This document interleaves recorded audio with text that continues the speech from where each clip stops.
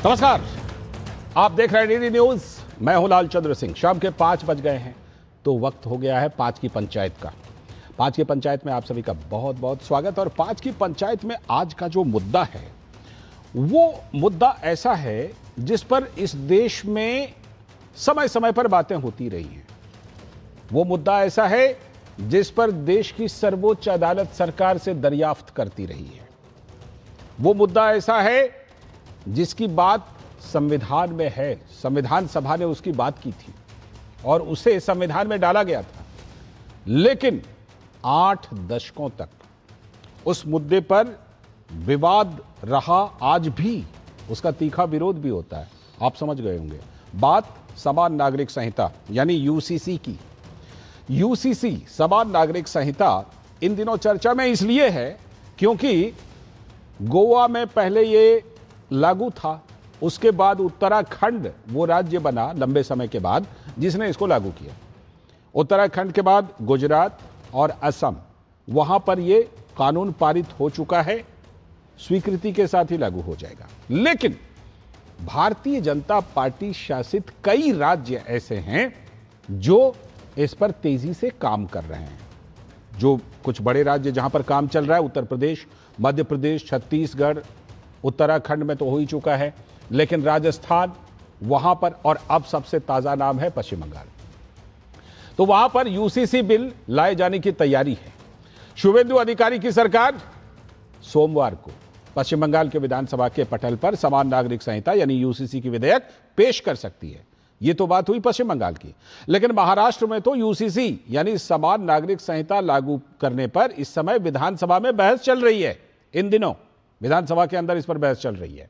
इसका ऐलान गृह राज्य मंत्री योगेश कदम ने विधानसभा में किया था और अभी उस पर, इस मुद्दे पर बहस चल रही है और सियासी घमासान भी तेज हो गया है।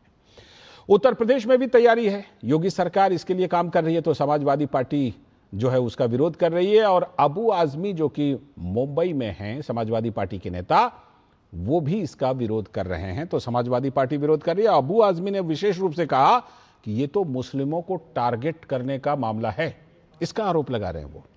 और ऑल इंडिया इमाम एसोसिएशन के अध्यक्ष मौलाना साजिद रशीदी ने शरिया कानून की वकालत कर दी। वहां पर भी सना मलिक जो अजीत पवार गुट की विधायक हैं, नवाब मलिक की बेटी, उन्होंने भी इस तरह की बात की, उस पर विवाद भी हुआ। तो भारत में दोहरे मापदंड का आरोप लगाया मौलाना साजिद रशीदी ने। महाराष्ट्र सरकार में मंत्री नितेश राणे ने जवाब दिया, कहा यूसीसी का विरोध करने वालों को पाकिस्तान चला जाना चाहिए। सब अपने अपने मुताबिक बयान दे रहे हैं, लेकिन इन सब के बीच बीजेपी का रुख क्या है? बीजेपी के मुताबिक यूसीसी से लैंगिक समानता आएगी, यानी पुरुष स्त्री सभी एक बराबर, महिलाओं के अधिकार सुरक्षित होंगे और सभी धर्मों के नागरिकों के लिए विवाह, तलाक और संपत्ति के मामलों में एक समान कानून व्यवस्था लागू होगी। लेकिन विपक्षी दलों का विरोध है और अल्पसंख्यक समुदाय भी विरोध कर रहे हैं, विशेष रूप से मुस्लिम समाज। उनका मानना है कि यह कदम देश की विविधतापूर्ण ताने बाने और आदिवासियों और अल्पसंख्यकों के पारंपरिक पर्सनल लॉ पर सीधा हमला है, जिसका इस्तेमाल चुनावी फायदे के लिए किया जा रहा है। तो आज 5 की पंचायत में इसी मुद्दे पर हम पंचायत करेंगे। अपने मेहमानों का भी करेंगे रुख, लेकिन पहले जरा जो राजनीतिक प्रतिक्रियाएं आ रही हैं उससे रूबरू हो लीजिए, उसके बाद मेहमानों से मिलवाएंगे।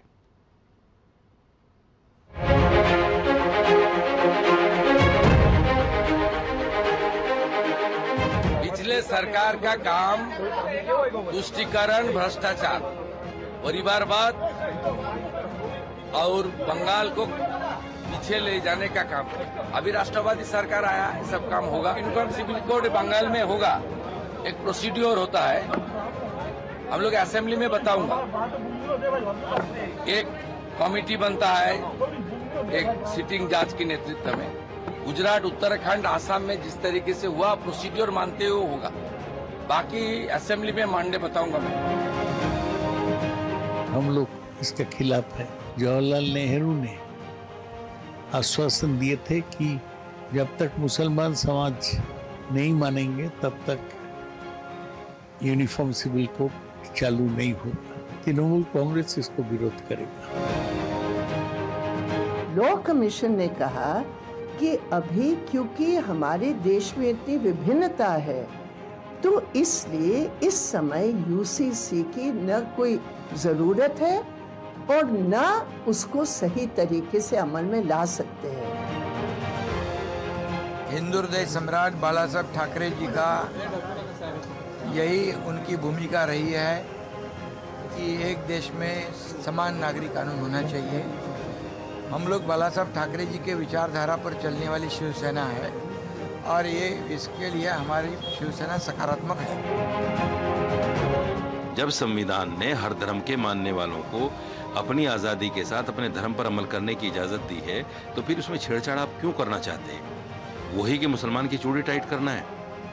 कुछ लोग खुश होते हैं, आपका वोट बैंक बनता है, लेकिन ये बात मैं चुनौती के तौर पर कह रहा हूँ भारतीय जनता पार्टी को कि यूसीसी से आपको आने वाले चुनाव में फायदा नहीं होने वाला है।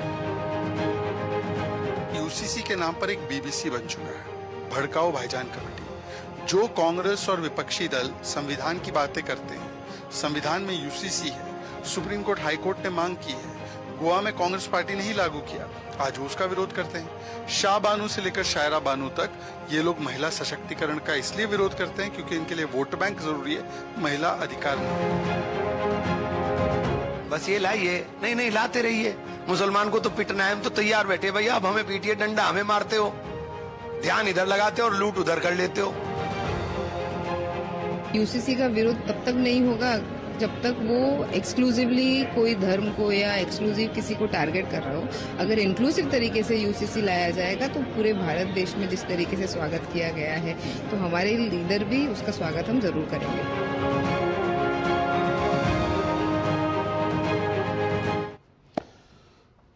तो आपने ये प्रतिक्रियाएं सुन ली, देख ली। आपने प्रतिक्रियाओं में एक बात नोटिस की होगी, एक जगह से तर्क आया कि जब तक सभी लोग तैयार ना हो जाएं तब तक इसको करें। कब तक ये टालते रहें? ये अदालतें भी पूछती रही हैं, ये सवाल हम तो पूछ ही रहे हैं, सुप्रीम कोर्ट भी कई बार सरकारों से ये बात पूछ चुकी। और उसके बाद आपने ये भी देखा कि इसमें एक तर्क ये भी है कि भाई टारगेट किया जा रहा है।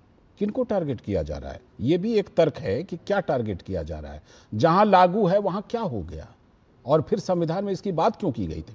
बहरहाल ये विषय बहुत बड़ा है, क्योंकि ये हमारे देश के जो प्रमुख मुद्दे रहे हैं उनमें से शायद सबसे बड़ा मुद्दा ये रहा है पिछले कई दशकों से। आज इसी पर पंचायत कर रहे हैं, और पंचायत में हमारे साथ डॉक्टर शत्रुपा, भारतीय जनता पार्टी की प्रवक्ता, वो जुड़ रही हैं।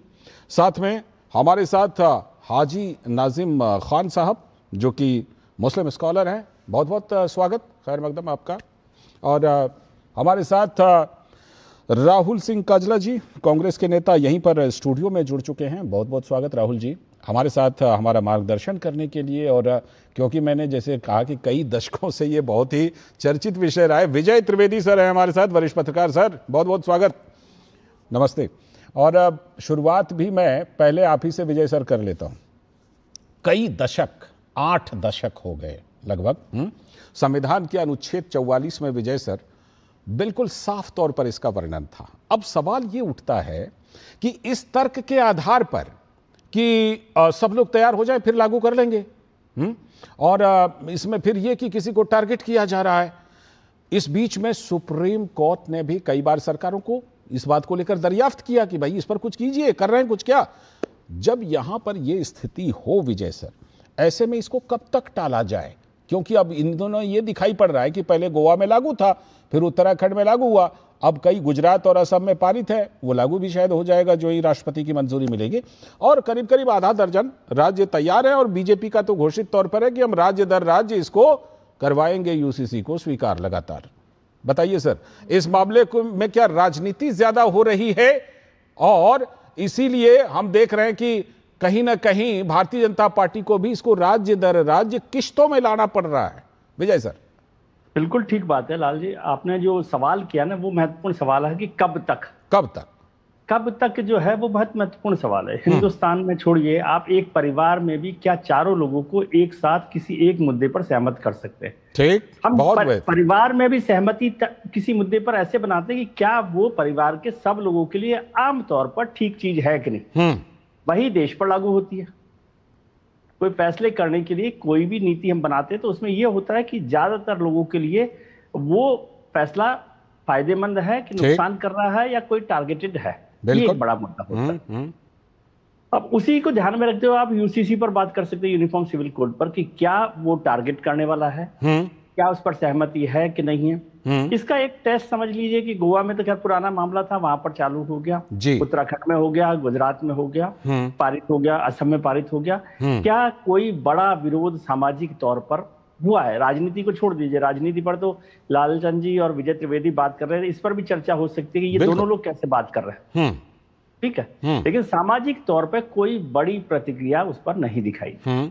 ये चिंता उस वक्त भी हुई थी जब 3 तलाक को लेकर एक बड़ा कानून बना था, बड़ा बदलाव हुआ था। ठीक, अब 6-7 साल उसको हो भी गए, उसको 7 साल हो गए, उस पर भी कोई प्रतिक्रिया सामाजिक तौर पर नहीं हुई, बल्कि उसका तो बड़ा स्वागत किया गया। एक और बड़ा फैसला, जिसे मैं कुछ फैसले ऐसे बता रहा हूँ जिनको लेकर हम सामाजिक तौर पर भेदभाव की बात करके हुए राजनीतिक आरोप लगाते हैं। बिल्कुल, इसमें बड़ा फर्क है। आरोप मतलब मसला होता है सामाजिक, आरोप राजनीतिक होते हैं। तो एक और मुद्दा रहा आर्टिकल 370 का। तो आर्टिकल 370 के वक्त तो लोगों ने कहा था कि खून की बारिश होगी और गोलियां चल जाएंगी, तिरंगा उठाने वाला कोई नहीं रहेगा, ये इस तरह की बात उठाने वाला कोई नहीं रहेगा। लेकिन आज 7 साल हो गए इस बात को भी करीब करीब, उसके बाद भी सामाजिक तौर पर कोई प्रतिक्रिया नहीं हुई, बल्कि राजनीतिक तौर पर भी नहीं हुई। उसके बाद तो चुनाव भी हो गए वहां पर और सब कुछ काम हो गया। तो मसला यह है कि क्या हम अपने हितों के लिए समाज को आगे बढ़ने से रोक सकते हैं क्या? मुद्दा ये, और उससे भी क्या आपको राजनीतिक तौर पर फायदा हो रहा है? नहीं हो रहा।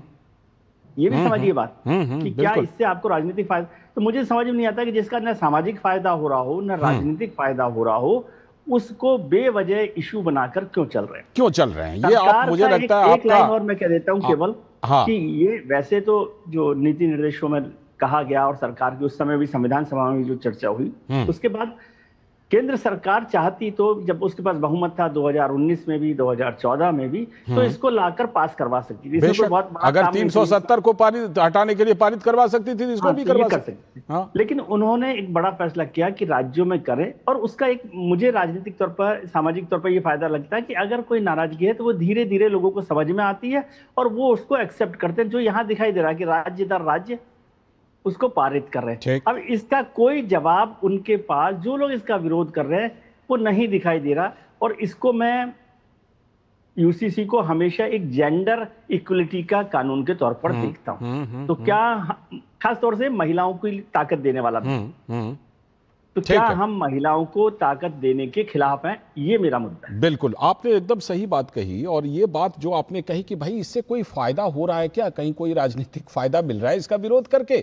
और दूसरी बात ये कि ये जिसे कहते हैं ना कि जब हम किसी चीज को एक बार टेस्ट कर लेते हैं, देख लेते हैं कि भाई इसका क्या असर पड़ा, तो वो उसके प्रति और भरोसा दिनों दिन बढ़ता चला जाता है। हाजी नाजिम खान साहब, ये बताइए कि जो भी तजुर्बा रहा है इसको लेकर के, यूसीसी को लेकर, आपको लगता नहीं कि जब कभी भी यूसीसी की बात आती है, एक तरफ यूसीसी, दूसरी तरफ कहीं ना कहीं मुस्लिम समुदाय को लाकर खड़ा कर दिया जाता है कि भाई ये हैं इसका विरोध करने वाले सबसे ज्यादा।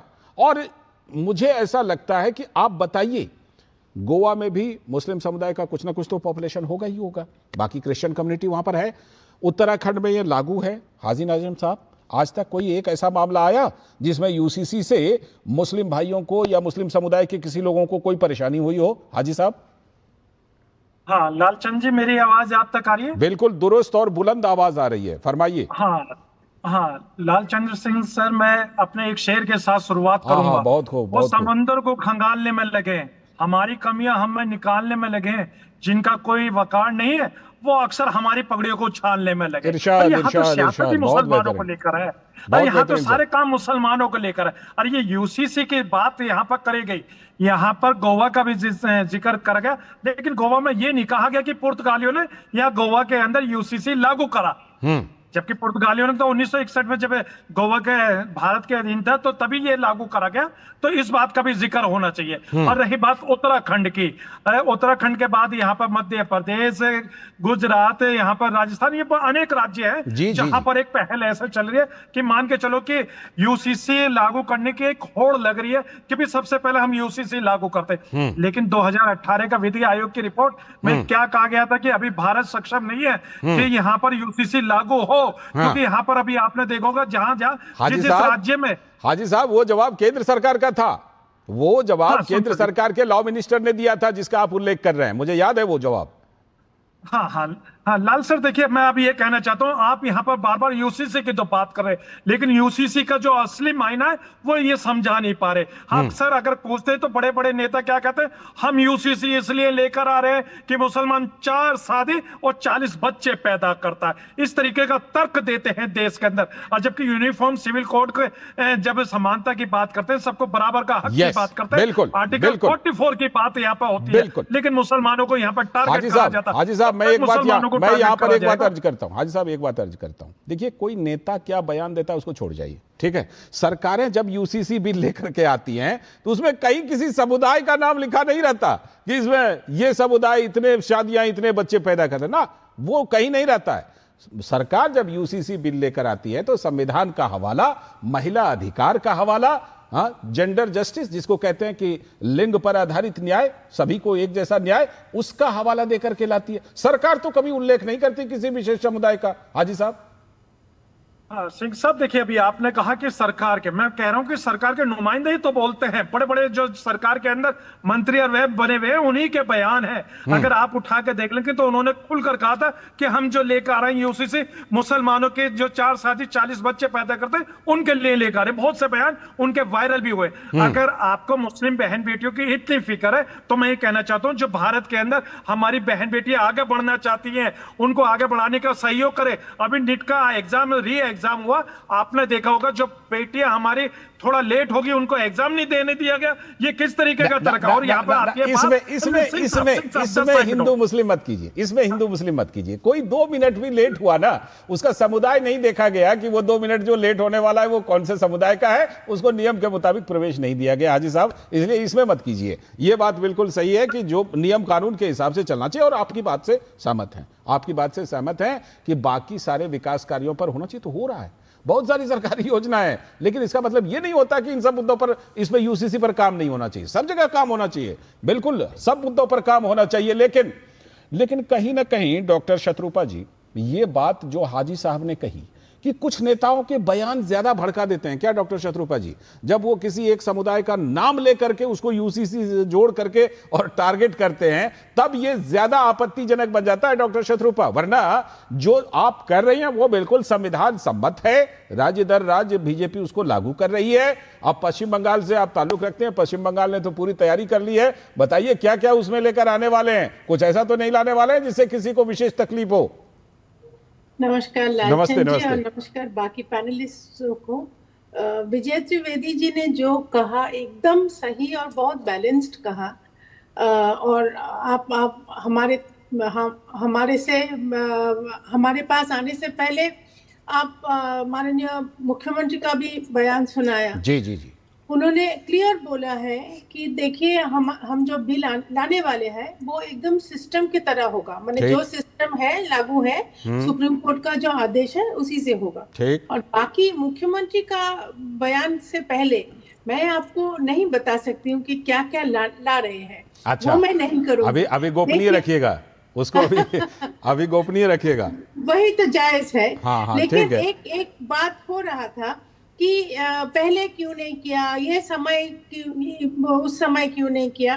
तो मेरा एक अभी भाई साहब ने शायर सुनाया, आप भी लगता है जवाबी शेर सुनाने वाली है। नहीं, शायरी मुझे नहीं आता है, लेकिन एक कहावत है कि समय से पहले और नियति से ज्यादा कभी कुछ नहीं होता है। अच्छा, तो अभी शायद आपको लग रहा है कि अब यूसीसी का समय और नियति दोनों आ गया है? हाँ, क्योंकि अभी हमारा सरकार यहाँ पे है और हमारा सरकार से देखिए ये एकदम लोकतंत्र लोगों का बहुमत से ही हमारा सरकार आया है, ना कि प्रेसिडेंट्स रूल से या कोई जोर जबरदस्ती। ठीक है। तो अभी हम ये मान सकते हैं कि जो भी बिल आएगा वो वेस्ट बंगाल का पॉपुलेशन के हित के लिए आएगा। जी, होगा, मैंने ऐसा जनता भी समझते हैं कि ये लोगों को हमने भेजा है तो वो हमारे ही हित के बारे में सोचेगा। ठीक, तो आपकी सरकार को पश्चिम बंगाल में डॉक्टर शत्रुपा जी, आपकी सरकार को इतना तो भाई क्रेडिट देना होगा। चुनाव प्रचार के दौरान कहा था 3 महीने के अंदर ले आएंगे, लेकर के आ रहे हैं। अगर सोमवार को लेकर आप आ जाते हैं तो 3 महीने के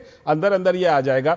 लेकिन आपने क्योंकि आपने क्या बताया कि समय और नियति है ना, समय और नियति। तो जब समय और नियति पर यूसीसी पर बात होती है तो सबसे ज्यादा सवाल कांग्रेस के लिए है। राहुल काजला जी, 8 दशक, जिसकी बात अभी विजय सर भी कर रहे थे, 8 दशक हो गए और संविधान का एक प्रावधान लागू नहीं हो रहा है।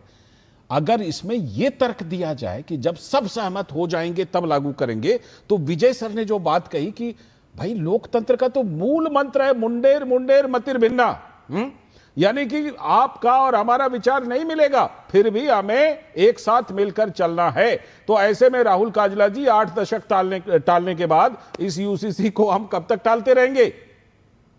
नहीं लालचंद जी, जब हम अकेले चलने की बात करते हैं, साथ लेकर के चलने की बात करते हैं, तो उसका मतलब ये नहीं कि जिस प्रकार का पैचवर्क अभी केंद्र की सरकार और भाजपा तमाम राज्यों में कर रही है वो किया जाए। हमारे पत्रकार साथी ने ये बात कही कि आता हूं डॉक्टर हमारे पत्रकार साथी लेकिन राहुल जी को पहले बात रख लेना। हमारे पत्रकार साथी ने ये बात कही कि कैसे ये जो यूसीसी लाया जा रहा है ये महिलाओं को अधिकार देगा। ये जो यूसीसी लाया गया है ये पितृसत्ता को पुनः स्थापित करने का काम कर रहा है। मैं इनसे ये सवाल पूछता हूं कि आज भी ये जो यूसीसी का मॉडल तमाम स्टेट्स में लाया जा रहा है, इसमें जब सेपरेशन होता है एक कपल में, तो जो बच्चे का कस्टडी है उसका राइट, प्राइमरी राइट आज भी मेल के पास, हस्बैंड के पास क्यों है?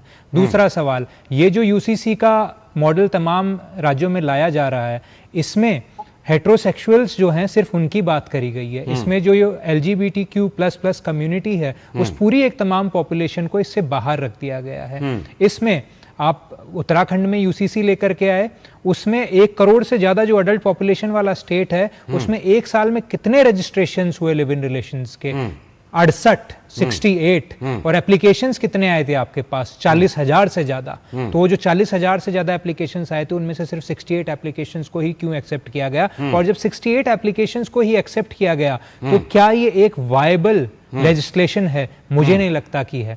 2017 का पुत्तुस्वामी जजमेंट आया था, वो जजमेंट ये कहता है कि जो स्टेट है उसे एक्स्ट्रा ऑर्डिनरी पावर्स का यूज नहीं करना चाहिए किसी भी व्यक्ति के जो पर्सनल इंफॉर्मेशन है और पर्सनल लाइफ है उसमें घुसने के लिए। तो ये जो आज जो एक कंसेंटिंग इंडिविजुअल्स हैं, 2 कंसेंटिंग अडल्ट्स हैं, वो अगर साथ रहना चाहते हैं तो वो स्टेट के लिए क्यों रिक्वायर्ड है कि उसका जो एक रजिस्ट्रेशन है वो करवाया जाए, जबकि ये क्लियरली हमने देख लिया है कि वो रजिस्ट्रेशन जो है वो कॉमन पॉपुलेशन नहीं करवा रही है। और आप यूनिफॉर्मिटी की बात करते हैं जी, उत्तराखंड में जो मॉडल लाया गया उसमें जो हमारे को टैक्स बेनिफिट्स हिंदू एक्ट के अंदर मिले थे वो रिटेन कर लिए गए, जबकि वही बेनिफिट्स जो हैं वो जो दूसरा स्टेट है गुजरात और असम उसमें उनको नहीं रिटेन किया गया। तो जो एक तरफ आप बात करते हैं यूनिफॉर्मिटी की और वो यूनिफॉर्मिटी एग्जिस्ट ही नहीं कर रही, वो एक पैच वर्क की तरह काम कर रही है। एक और मैं पॉइंट अपनी बात को खत्म करूंगा, खत्म करने से पहले मैं रखता हूं, आप ये जो एक कॉन्स्टिट्यूशन का इसके ऊपर हवाला देते हैं, तो कॉन्स्टिट्यूशन का जो आर्टिकल 44 है वो जब यूनिफॉर्म सिविल कोड की बात करता है, डीपीएसपी जब यूनिफॉर्म सिविल कोड की बात करती हैं तो वो एक nation wide uniform civil code की बात करती हैं, एक पैच वर्क में लाकर के यूनिफॉर्म सिविल कोड लगाने की बात नहीं करती। मैं इसका एक बात इस पर कहूंगा, एक बात कहता हूं कि क्या अगर ऐसा कुछ है, आपने 2 पहलू उठाए हैं। एक पहलू ये कि अगर ये मान लीजिए कि संवैधानिक तौर पर इसमें कुछ भी गलत है, मैं कहूंगा कि सुप्रीम कोर्ट का दरवाजा खुला हुआ है। इतना बड़ा मुद्दा है, कोई भी जाए वहां सुप्रीम, चाहे वो लिव इन रिलेशनशिप को लेकर हो या कोई भी किसी चीज को लेकर अड़चन। दूसरी बात, आपसे एक काउंटर सवाल मैं ये करना चाहता हूं राहुल जी, आपने जितनी खामियां गिनाई उन सबको दुरुस्त करके कांग्रेस शासित राज्यों में ले आई है यूसीसी। नहीं, मैं तो आपने नहीं आपने जो कमियां गिनाई ना कि इसमें ये कमियां, इसमें ये कमियां, इसमें क्यों विजय सर? लालचंद जी लालचंद जी सवाल है कि नहीं? आपने कांग्रेस शासित राज्यों में ले आई है। लालचंद जी आपने सवाल उठाया, उस सवाल का मेरे जो वक्तव्य था उसी में मैं जवाब दे चुका हूं। जो हमारा संविधान है जिसको मानकर के कांग्रेस पार्टी अपनी नीतियां बनाती है और उसमें भरोसा रखती है, वो ये कहता है कि डीपीएसपी आर्टिकल 44 ये कहता है कि यूनिफॉर्म सिविल कोड वो अक्रॉस द नेशन यूनिफॉर्मली आना चाहिए और एक साथ आना चाहिए, ना कि पैच वर्क्स में कभी गुजरात में लाया जाए, कभी उत्तराखंड में लाया जाए, कभी बंगाल में लाया जाए, कभी उसे मिजोरम में लाया जाए। उस तरीके से यूनिफॉर्म सिविल कोड नहीं आता। पहले डॉक्टर शत्रुपा जी जवाब देंगे, फिर विजय सर के पास। डॉक्टर शत्रुपा जी, जो जिन बातों को लेकर ये कमियां गिना रहे हैं और कह रहे हैं कि भाई अगर उत्तराखंड और गुजरात का यूसीसी अलग अलग है तो ये समान नागरिक संहिता हुआ कैसे? नहीं, पहले बात तो ये है जो आपने बहुत बात दोहराया कि कांग्रेस ने इतने दिन किया क्यों नहीं, क्यों अभी एक जो डिक्लेयर्ड सेक्युलर नेशन है जो कि कांग्रेस ने डिक्लेयर किया है, तो फिर उसका आइन सेक्युलर क्यों नहीं होगा? अभी जो इतना ज्यूडो सेक्युलर लोग जो चिल्ला रहे हैं कि क्योंकि आजकल तो सेक्युलर का मतलब है एंटी हिंदू, और कांग्रेस का ऐसा डेफिनेशन है, तो फिर जो सच में कांग्रेस के नाते जो सेक्युलर है उन्होंने 70 साल क्या किया था? तो इतना अगर बुराई है इस नियम में, इस बिल में जो आप कह रहे हैं, तो वो कांग्रेस वो सुधार के कांग्रेस का जो एक दो स्टेट है बाकी वो ले ला सकते हैं। लेकिन दूसरा बात ये है कि मेरा ये कहना है कि ये जो डिटेल्स गिना रहे हैं कि हाँ ये मेल हेगेमनी है, ये है, वो है, ये तो अभी बिल के फॉर्म में आएगा, ऐसा नहीं है कि लॉ पास हो जाएगा। तो बिल का मतलब ये है कि भाई आप बिल लाओ, फिर आप बहस करो, डिस्कशन करो, फिर मॉडिफिकेशन होगा। ठीक है, आपका तर्क बिल का है, आपका तर्क बिल का है, लेकिन इन्होंने जो आलोचना की, इन्होंने आलोचना वहां की जहां पर यह कानून के तौर पर लागू है। उत्तराखंड में जैसे कानून के तौर पर लागू है। मैं लौटता हूं और विशेष रूप से इस पर बात करेंगे कि जो विपक्ष, देखिए यूसीसी पर जब बात होती है ना, तो जो विपक्ष का विरोध है, अगर आप उन पॉइंट पर बात कीजिए तो और ज्यादा बात समझ में आती है। जैसे हमने पहले बात कही कि भाई कब तक इसको टालते रहें, कब तक सहमति बनाते रहें, और कब तक इसमें ऐसा हो कि किसी का एक समुदाय का विरोध हो रहा है तो उसको टालें। हम इस पहलू पर आगे बात करेंगे और जो कमियां गिनाई हैं यूसीसी को लेकर इस पर चर्चा करेंगे। एक छोटा सा ब्रेक लेते हैं, ब्रेक के बाद लौटेंगे, फिर इस चर्चा को आगे बढ़ाएंगे, इस पंचायत को आगे बढ़ाएंगे कि जो यूसीसी की बातें हो रही हैं या जहां जहां यूसीसी लागू हो रहा है उनमें क्या एक राज्य से दूसरे राज्य के यूसीसी में फर्क है? पहली बात तो ये। दूसरी बात ये कि यूसीसी से क्या किसी को परेशानी हो रही है? जैसे राहुल जी कह रहे थे कि भाई बहुत सारे लोगों ने लिव इन के लिए रजिस्ट्रेशन कराया, बहुत कम लोगों को वो रजिस्ट्रेशन में मान्यता मिली। इन सारे पहलुओं पर करेंगे बात छोटे से ब्रेक के बाद।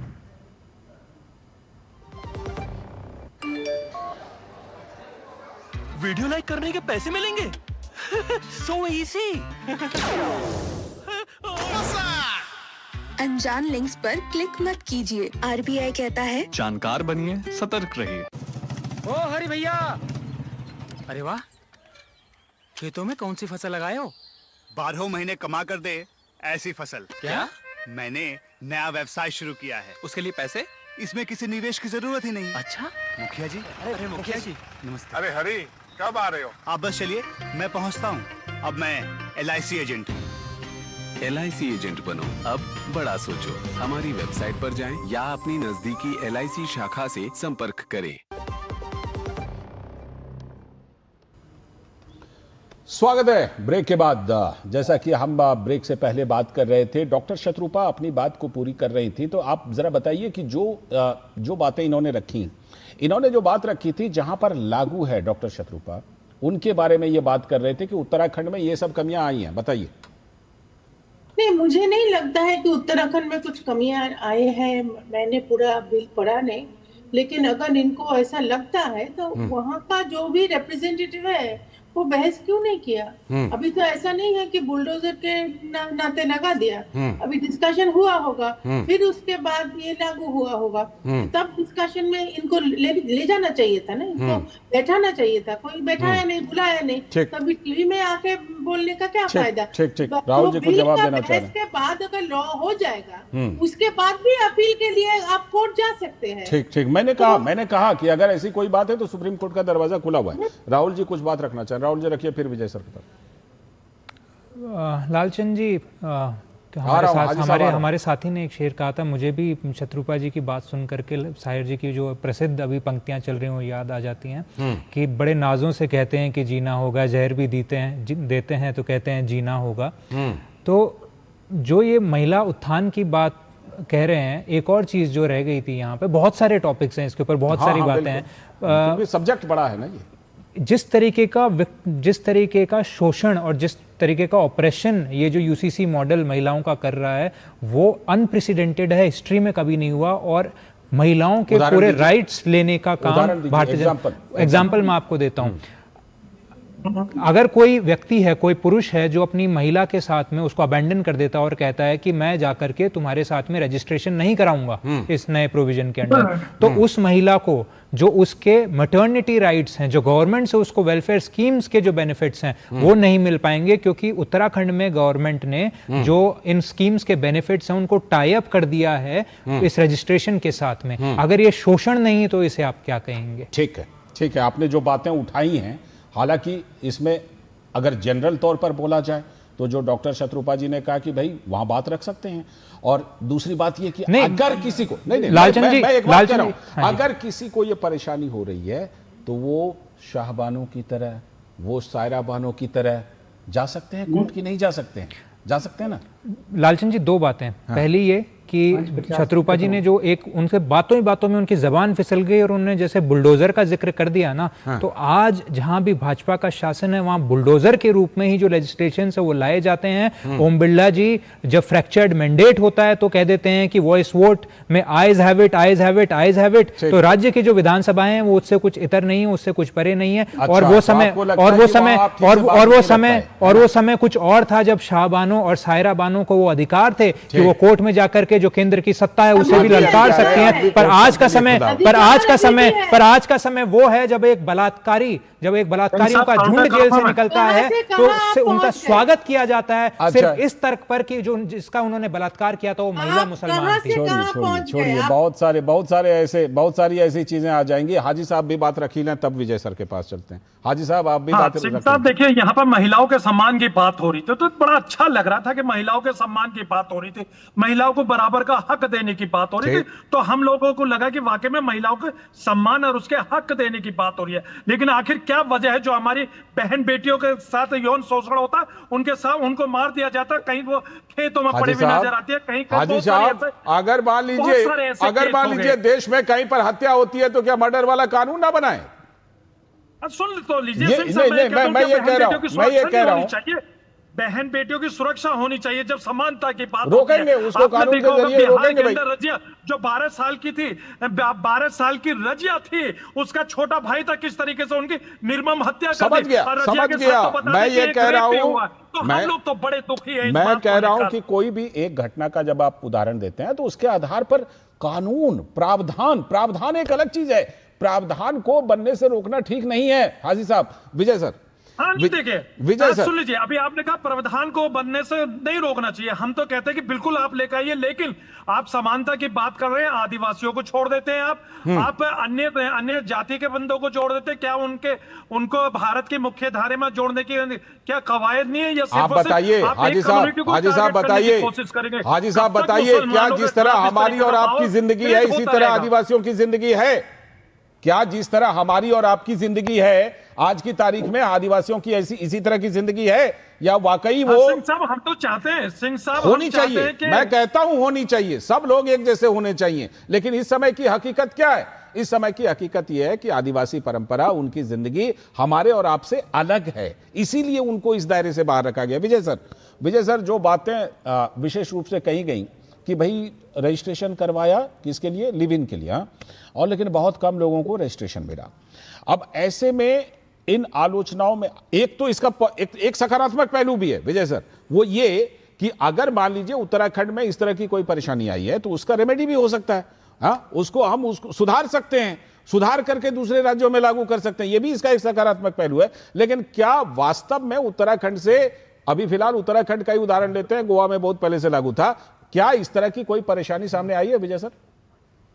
देखिए लाल जी, दो चीजें यहाँ पर ऑब्जेक्शन हुआ। एक तो स्टेट गवर्नमेंट्स क्यों लागू कर रही हैं और सेंटर ने क्यों नहीं लागू किया, इसकी भी चर्चा हुई। आपने 2018 के रेफरेंस भी दिया जिसमें केंद्र सरकार ने जो बात कही जी। एक तो समझना चाहिए कि आर्टिकल 44 और जो इसके लिए हमारे नीति निर्देश प्रिंसिपल जो है उस पर जो बात की गई है वो शेड्यूल 7 में, ठीक है, जो पार्ट 5 है उसमें इसका जिक्र किया गया और वो कॉन्करेंट लिस्ट में है। कॉन्करेंट लिस्ट का मतलब है कि राज्य भी सरकारें भी कानून बना सकती है और केंद्र सरकार भी बना सकती है। हो जाता है। हाँ। और राज्य सरकारें पर्सनल लॉज पर कानून बना सकती है, क्योंकि हर देश इतना विविधता वाला देश ना। कभी तो आप कहते हो कि सबके लिए एक कर रहे हैं, जब अलग अलग हो रहा है तो उसको जब विविधता है तो वहां पर अलग अलग तरीके से कानूनों में कोई जरूरत है तो उसको किया जा सकता है।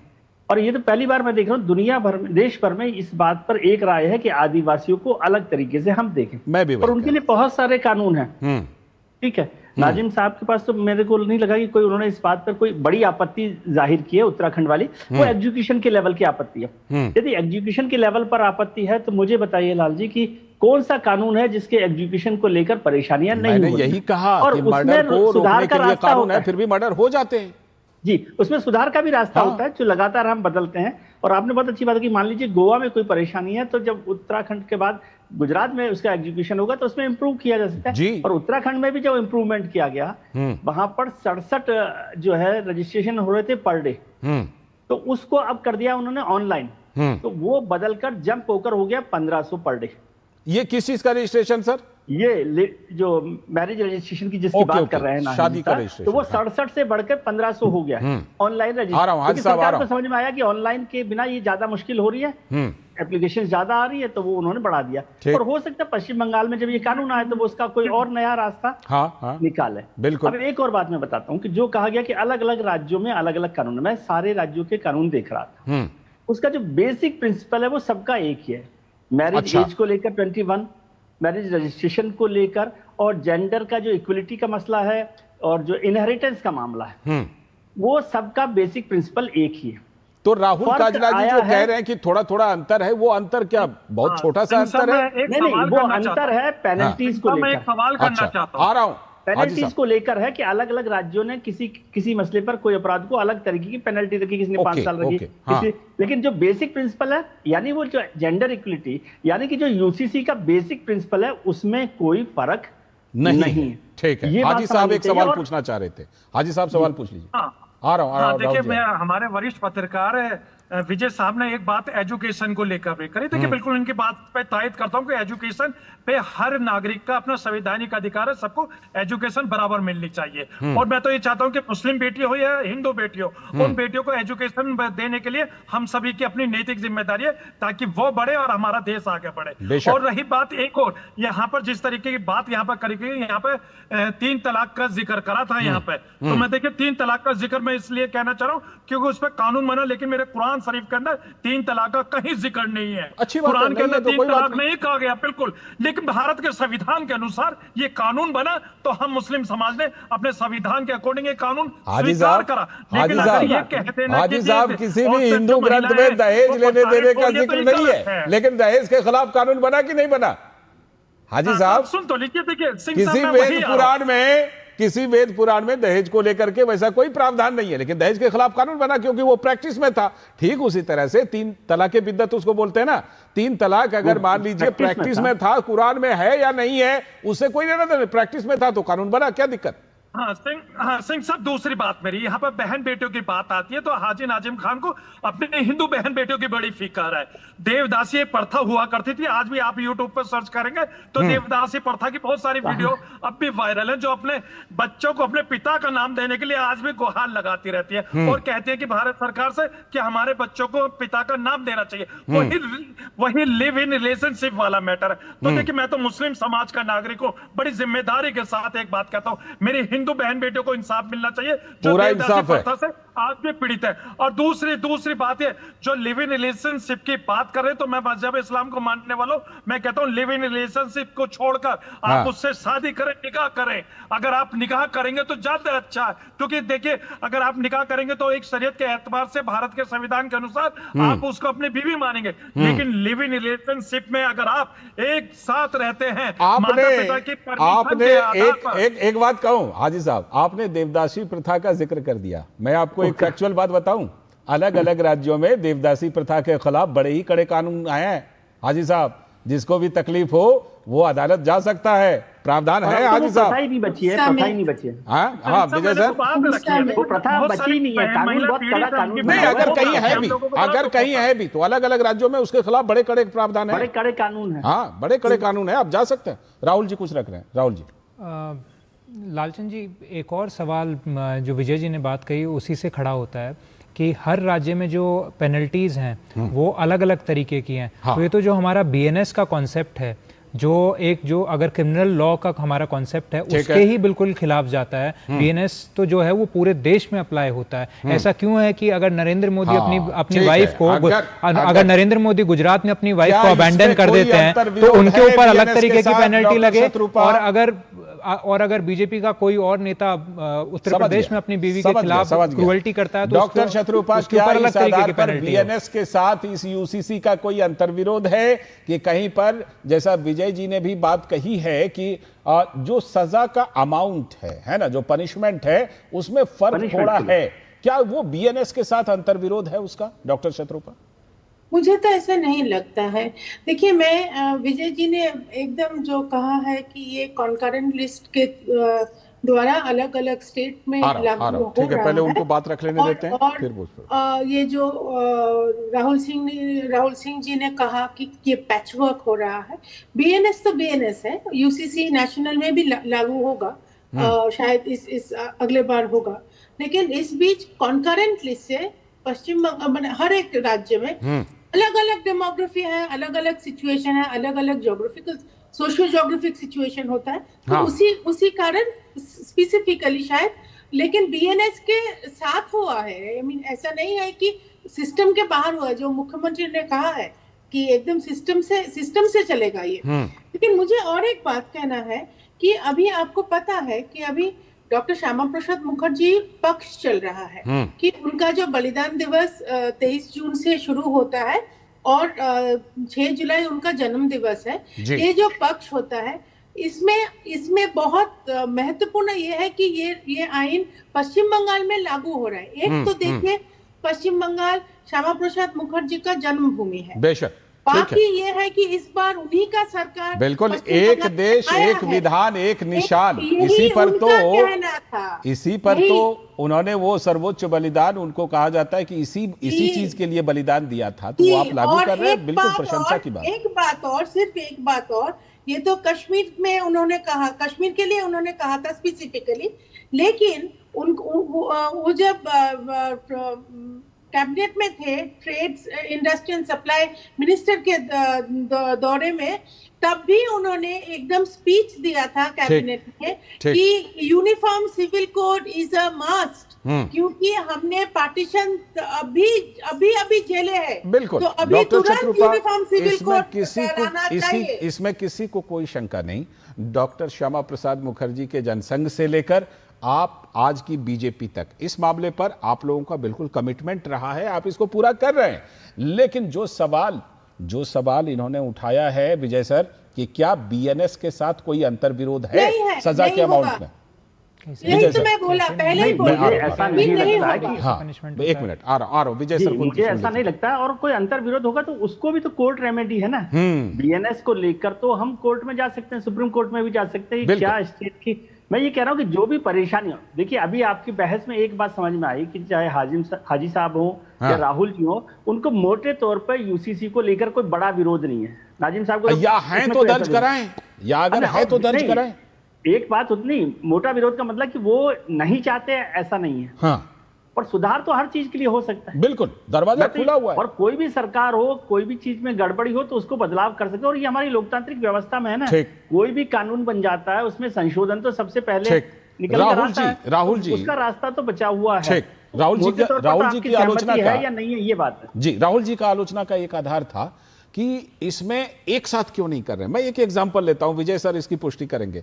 विजय सर, गोवध को लेकर के जब कानून बना, और देखिए सहयोग से कि गोवध जो है उसी राज्य के नीति निर्देशक तत्व में शामिल है, उसको लेकर के जब कानून बना तो अलग अलग राज्य की सरकारों ने अलग अलग कानून बनाए। आज भी पूरे देश में गोवध को लेकर अलग अलग कानून है सर, सबका फॉर्मेट अलग अलग है, और उसमें ज्यादातर कानून कांग्रेस की सरकारों ने बनाए, ये भी बात है। राहुल जी, लालचंद जी, गोवध को लेकर के जो हमारे कॉन्स्टिट्यूशन है वो किसी प्रकार की बात नहीं करता है। यूनिफॉर्म सिविल कोड को लेकर के बहुत अनइक्विवोकली कॉन्स्टिट्यूशन में बात करी गई है, पहली चीज़ है। दूसरी चीज़, आप एक देश एक निशान एक विधान की बात कर रहे हैं, तो भाजपा भी जो इनके फाउंडिंग फादर्स थे, उन्होंने जो प्रिंसिपल्स ले डाउन करे थे, उसके विरोध में आज जाकर के जिस प्रकार का पैच वर्क कर रही है वो लागू किया जा रहा है। तीसरी चीज़, मैं अपना जो पक्ष है उसे पुनः स्थापित कर देता हूँ। मैं जिस प्रकार यूनिफॉर्म सिविल कोड लाया जा रहा है देश में, उसका पुरजोर तरीके से विरोध करता हूँ। Uniform civil code central government द्वारा लाया जाना चाहिए और तभी वो यूनिफॉर्मली पूरे देश में अप्लाई हो सकता है। यूनिफॉर्म सिविल कोड दिया, यूनिफॉर्म अगर आप इनके तरीके से सहमत नहीं है तो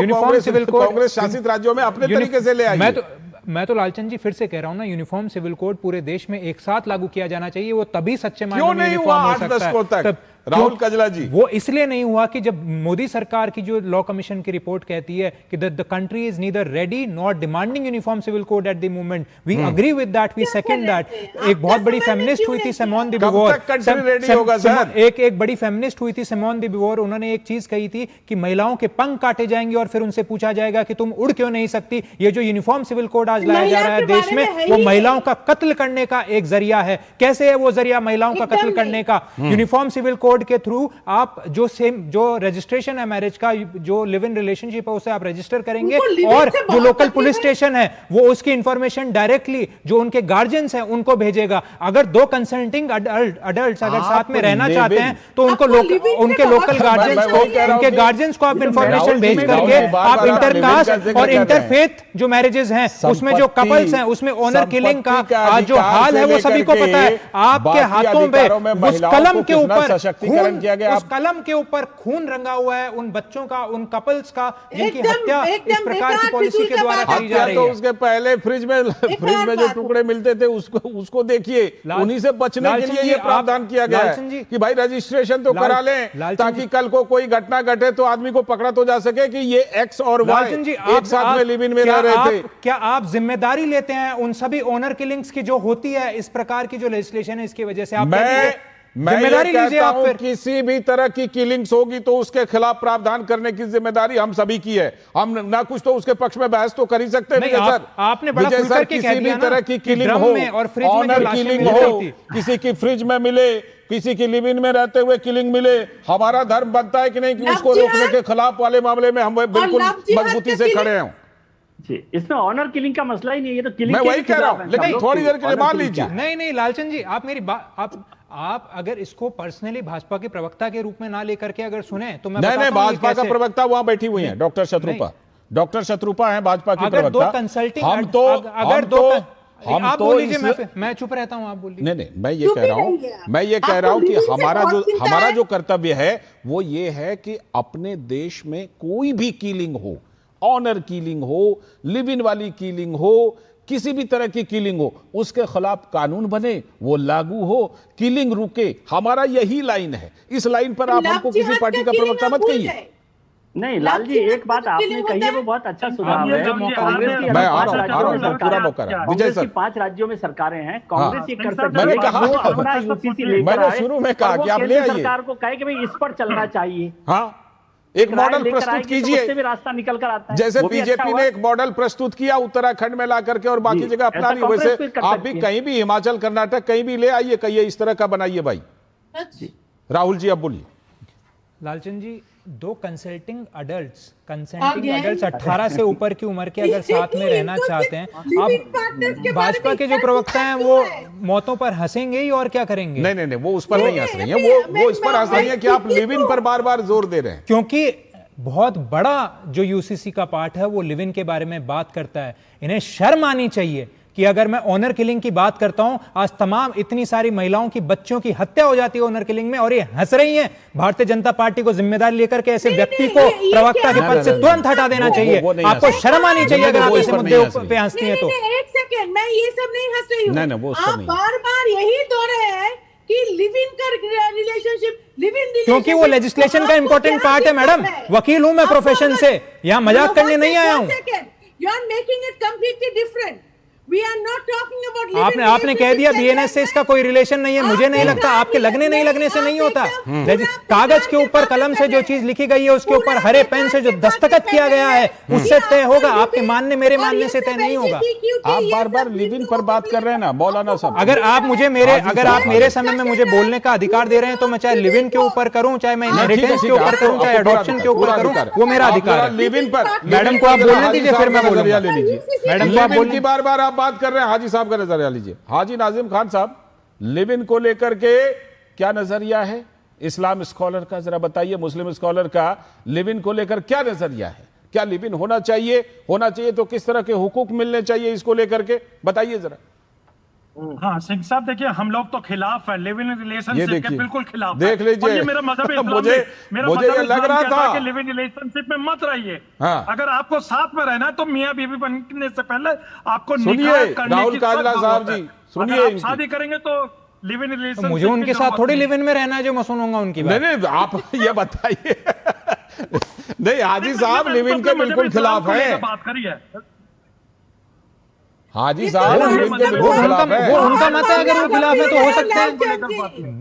भारत आज भी एक आजाद मुल्क है, उसमें हर व्यक्ति को अपने विचार रखने का पूरा अधिकार है। वो खिलाफ है, उनका पूरा स्वागत है। हाजी साहब सिर्फ व्यक्ति के तौर पर नहीं रख रहे हैं, मुस्लिम स्कॉलर के एक आइडिया के रूप में, एक स्कूल ऑफ थॉट के रूप में हर व्यक्ति को अपने विचार रखने का, जब तक कि वो संविधान का विरोध नहीं करते, उन्हें पूरा अधिकार है। और मैं फिर से एक बात कहूंगा कि जो यूनिफॉर्म सिविल कोड ला करके honour killings Bharatiya Janata party करवा रही है, उसकी पूरी जिम्मेदारी भारतीय जनता पार्टी के उन कलमों के ऊपर है जिन कलमों से ये दस्तखत किया गया था। दूसरी चीज लालचंद जी, अगर आप मुझे बोलने का मौका नहीं देंगे तो फिर मैं अपनी बात नहीं रखूंगा। नहीं, मैं किसी के बीच में बात नहीं रखता हूँ। कोई बात नहीं, डिबेट है ना, बहस है, इंटरवेंशन बहस है, बीच बीच में आ जाती है, कोई बात नहीं। आप मैं अपने 3-4 पॉइंट्स हैं वो रख रहा हूँ। रखिए। पहली चीज जो यूसीसी का करंट प्रोविजन है उसके द्वारा ऑनर किलिंग्स हो रही हैं, उसकी जिम्मेदारी कौन लेगा? दूसरा जो एक एक करके जवाब लेते जाइएगा। जो दूसरा पॉइंट इसमें है वो कि सिर्फ इसमें जो हेट्रोसेक्सुअल्स हैं उन्हें इंक्लूड किया गया है, इसमें जो LGBTQ+ कम्युनिटी के लोग हैं उन्हें क्यों नहीं इंक्लूड किया गया है? सेम सेक्स मैरिज के जो प्रोविजंस हैं या लिव इन के जो प्रोविजंस हैं उन्हें इसमें क्यों नहीं इंक्लूड किया गया है, जबकि सुप्रीम कोर्ट ने इसको मान्यता दी है। तीसरी चीज, इसमें आज भी इसे एक पितृसत्ता के रूप में क्यों रखा गया है? जो एक बच्चे का जो कस्टडी का राइट है वो उसकी मां को क्यों नहीं दिया गया है? तीसरी चीज, इसमें जो टैक्स के एग्जेम्पशंस हैं वो एक धर्म को क्यों दिए गए हैं, दूसरे धर्म को क्यों नहीं दिए गए? उत्तराखंड इसका एक बड़ा उदाहरण है। इन सवालों का जवाब कौन देगा? और यूनिफॉर्म सिविल कोड हमारे जो संविधान है उसकी जो मूल भावना है उसके विरोध में जाकर के क्यों लागू किया गया है? आर्टिकल 44 का विरोध क्यों किया गया है? इन सवालों का जवाब तो ये है, और वो एक प्रश्न के रूप में है। आप इन सब चीजों के खिलाफ क्यों नहीं चले जाते सुप्रीम कोर्ट? जाइए, आप जाइए। आपने कहा ना कि आप वकील हैं, आप कानून को बहुत अच्छी तरह से,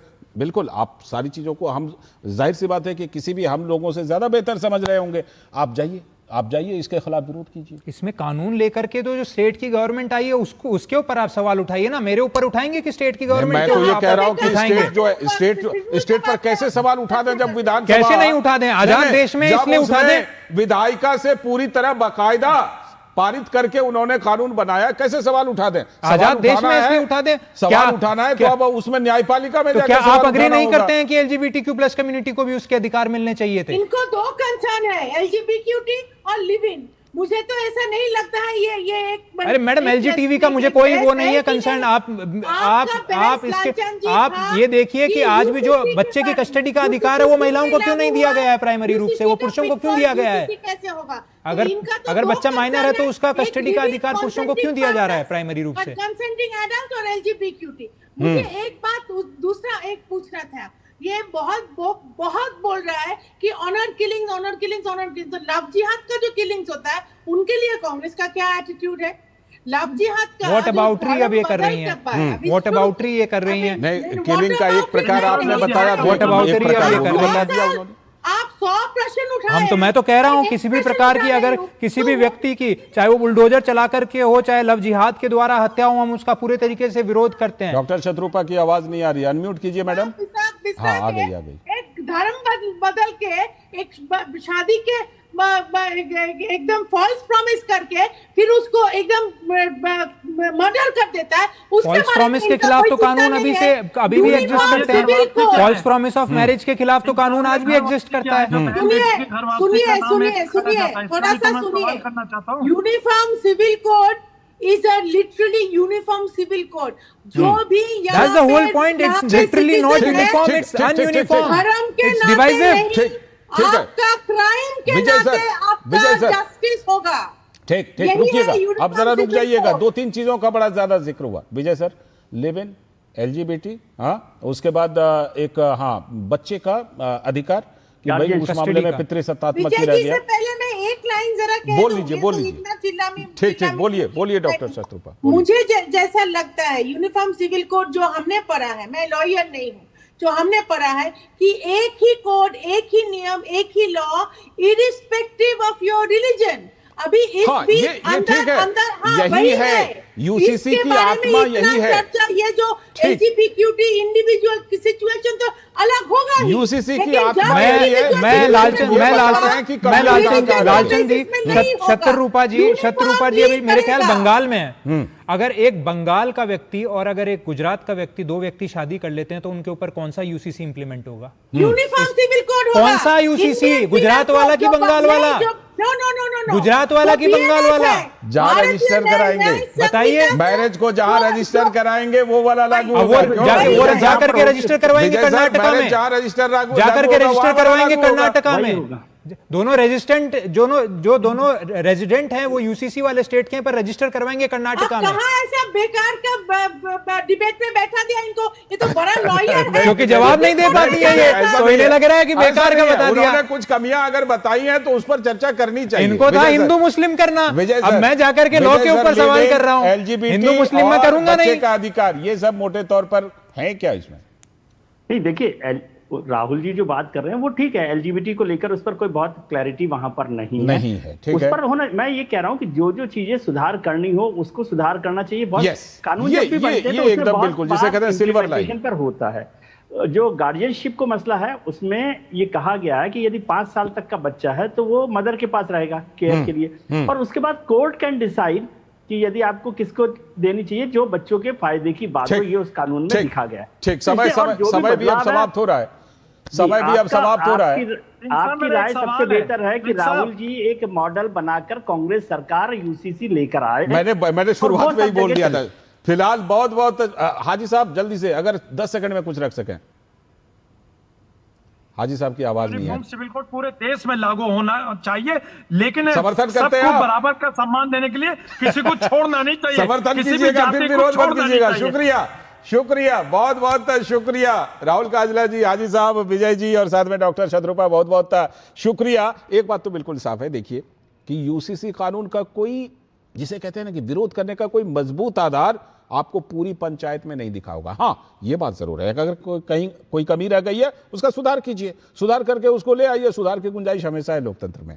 जब चाहे सुधार करने के लिए विधायिका, न्यायपालिका के जरिए उसका सुधार कर सकते हैं आप, चर्चा के जरिए भी उसका सुधार कर सकते हैं, उसकी भूमिका बना सकते हैं। वही हम लोग 5 की पंचायत में करते भी हैं।